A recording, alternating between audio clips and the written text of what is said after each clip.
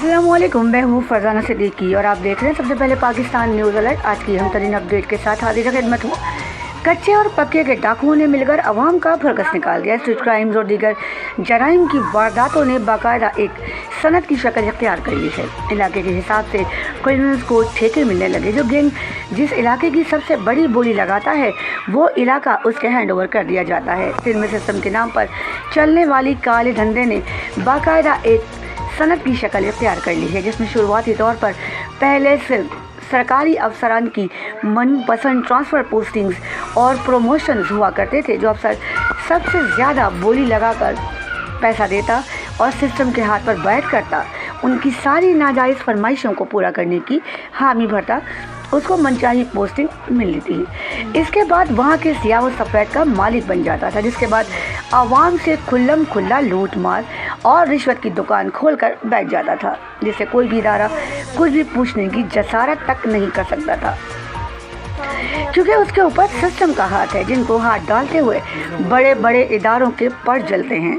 सिंध के महकमा रेवेन्यू से शुरुआत करने वाले इस सिस्टम ने देखते ही देखते दीगर अहम इदारों को भी अपनी लपेट में लिया हुआ है और अब महकमा रेवेन्यू समेत पुलिस डिपार्टमेंट, एक्साइज डिपार्टमेंट और दीगर कमोबेश हर डिपार्टमेंट उनकी तसरस में है।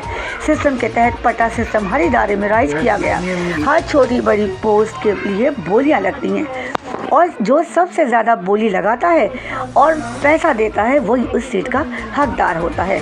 मगर अब बात सिर्फ सरकारी इदारों की अजारादारी तक महदूद नहीं रही, बल्कि बाकायदा तौर पर जराइम पेशा गुरोहों की भी सरपरस्ती और माली मुआवनत की जाने लगी है, जबकि स्ट्रीट क्रिमिनल्स की गैंग को खुली छूट देकर लूटमार की परमिशन दे दी गई है।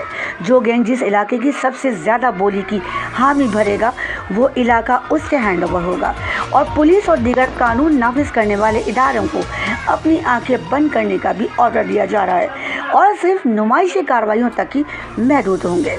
यही वजह है कि पूरे सिंध, बिलखुसूस कराची, हैदराबाद, सक्खर जैसे बड़े शहरों के साथ साथ अब सिंध भर के छोटे बड़े शहरों, कस्बों और देहातों तक स्ट्रीट क्राइम, चोरी, डकैती और राहजनी की वारदातें आए रोज़ का मामूल हैं। अभी गुज़िश्ता दिनों ही सुबह सिंध के शहर कशमूर में एक लर्ज़ाखेज़ वारदात पेश आई है, जिसमें एक शख्स खुद को अपने घर में महफूज समझते हुए बैठा। अचानक उसके घर में डाकू दाखिल हुए, शख्स को अगवा करके कच्चे में ले गए, जिसके बाद उस शख्स की वीडियो बनाकर वायरल की, जिसमें तशद्दुद किया जा रहा है। इसकी आज़ादी की एवज़ करोड़ों रुपए तावान की डिमांड करते रहे। दूसरी जानिब सिंध के तमाम सरकारी इदारों में पक्के के डाकू राइज हैं, जो इदारों की लूट मार के अलावा आवाम से रिश्वतखोरी, बदअखलाकी की नई तारीख रकम करने जा रहे हैं। किसी भी सरकारी ऑफिस चले जाएं, कोई भी जायज़ काम लेकर जाएं, बग़ैर रिश्वत दिए और बग़ैर जलील हुए काम को पाया तकमील तक पहुंचाना तकरीबन नामुमकिन हो चुका है। इन जराइम पेशा गुरोहों को सरकारी इदारों और आला ओहदों पर बैठे हुए छोटे लोगों की मुकम्मल पुष्पनाही हासिल है, क्योंकि इनको बर वक्त दिहाड़ी, भत्ता, हफ्ता और मंथली पहुंचाई जा रही है और अवामुन्नास इन मुट्ठी भर गैंगस्टर्स और माफियाज और सिस्टम के हाथों यरगमाल हैं। अगर अभी अवाम ने मुत्तहिद होकर इन सियासी और गैर सियासी डाकुओं, चोरों, लुटेरों का मुकाबला नहीं किया तो फिर अवाम का अल्लाह ही हाफिज होगा। अपडेट में आज के लिए इतना ही। मज़ीद खबरों के लिए देखते रहिए सबसे पहले पाकिस्तान न्यूज़ अलर्ट। मुझे दीजिए अब इजाज़त, अल्लाह निगहबान। सबसे पहले पाकिस्तान।